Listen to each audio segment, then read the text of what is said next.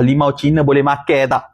Ni boleh tangkap dah ni. Secara umumnya, limau Mandarin ataupun limau Cina ni tak elok ataupun tak digalakkan makan, lagi-lagi terutamanya waktu bila perut kosong ataupun makan dalam kuantiti yang banyak. Buah limau Cina atau Mandarin ni, dia mengandungi asid sitrik yang sangat tinggi. Bagi orang yang menghidap penyakit gastrik ataupun GERD, asid ni boleh menyebabkan pedih perut tak selesa dan trigger kepada pedih ulu hati. Kedua, buah sitrus atau buah yang masam ni boleh menyebabkan injap LES tu longgar.